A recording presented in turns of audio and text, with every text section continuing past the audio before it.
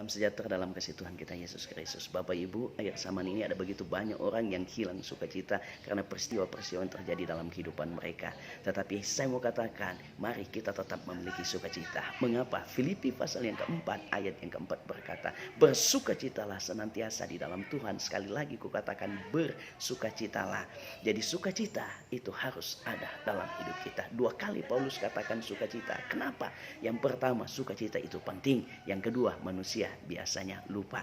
Ketika kita memiliki sukacita, setidaknya ada 3 hal yang akan kita dapatkan. Yang pertama, kita akan mendapatkan kekuatan dan perlindungan dari Tuhan. Nehemia 8 ayat yang ke-10, kalau kita bergembira karena Tuhan, kita akan mendapatkan perlindungan. Kalau Tuhan yang melindungi kita, percayalah dimanapun kita berada pasti aman. Kalau Tuhan yang melindungi kita, jangan pernah takut khawatir dalam menjalani kehidupan ini. Yang kedua, kita akan mendapatkan kesehatan. Amsal 17 ayat yang ke-22 berkata, hati yang gembira adalah obat yang manjur, tapi semangat yang patah mengeringkan tulang. Jadi kalau kita memiliki kegembiraan, maka kesehatan menjadi bagian kita. Nah, kalau kita sehat, kita bisa memberi yang terbaik bagi Tuhan. Kalau kita sehat, kita bisa memberi yang terbaik bagi keluarga kita. Kalau kita sehat, kita bisa memberi yang terbaik di tempat kita bekerja. Dan kalau kita sehat, saudara yang kasih dalam Tuhan, kita dapat melakukan apapun untuk mewujudkan segala impian-impian kita. Oleh karenanya, mari tetap miliki sukacita.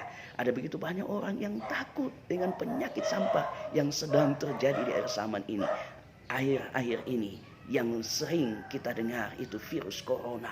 Ada begitu banyak yang ketakutan. Tapi saya mau katakan, kalau kita memiliki sukacita, jangan pernah takut. Virus corona tidak akan terjadi dalam kehidupan kita. Itu tidak akan masuk dalam tubuh kita. Kenapa? Karena kita dilindungi oleh Tuhan. Karena sukacita itu adalah kekuatan kita. Kita aman. Oleh karenanya, mari tetap memiliki sukacita. Kemudian yang ketiga, keinginan kita akan dijawab oleh Tuhan. Kalau kita lihat di dalam Mazmur pasal 37 ayat yang keempat, bunyinya seperti ini. Dan bergembiralah karena Tuhan, maka ia akan memberikan kepadamu apa yang menjadi keinginan hatimu. Jadi kalau kita bersuka cita, kita bergembira, maka Tuhan akan wujudkan apa yang kita impikan. Oleh karenanya, mari jangan lupa untuk tetap bersuka cita. Masalah boleh datang, tantangan boleh datang, tetapi kita harus terus bersuka cita. Nah, sekarang bagaimana agar supaya sukacita tetap menjadi bagian kita? Yang pertama, ingat akan kebaikan Tuhan. Yang kedua, ingat akan kebaikan orang. Kalau kita hanya mau mengingat kesalahan orang, kita akan mengingat kekurangan orang, kita akan mengingat perbuatan jahat orang terhadap kehidupan kita. Itu hanya akan membuat kita hilang sukacita. Tidak akan ada sukacita.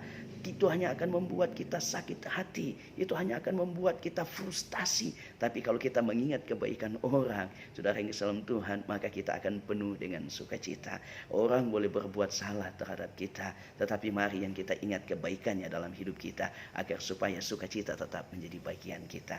Yang ketiga, mengucap syukur dalam segala hal. Kalau kita mampu mengucap syukur dalam segala hal, pasti sukacita akan menjadi bagian kita. Ada begitu banyak orang yang hilang sukacita. Kenapa? Karena tidak mampu mengucap syukur dalam segala hal. Mau bersyukur kalau berkat yang banyak diterima, tapi kalau sedikit hilang, saudara yang kesalam Tuhan, sukacita, tidak bisa menerima, tidak bisa bersyukur. Mau bersyukur, saudara yang kesalam Tuhan, kalau apa yang dia kerjakan semuanya itu berhasil. Tapi ketika ada persoalan, ada tantangan dari apa yang dia kerjakan, maka dia tidak bisa bersyukur. Saya mau katakan, terkadang dalam menjalani kehidupan ini, kita diperhadapkan dengan realita-realita kehidupan yang tidak sesuai dengan yang kita bayangkan, yang tidak kita harapkan. Tetapi dalam keadaan seperti itu, kita harus tetap bersukacita. Menghadapi kenyataan hidup yang tidak sesuai yang kita harapkan, kita perlu tetap bersukacita.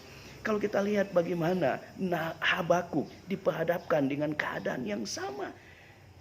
Apa yang dia kerjakan seolah sia-sia. Kambing domba terhalau dari kurungan. Saudara, apa yang dia kerjakan tidak menghasilkan buah.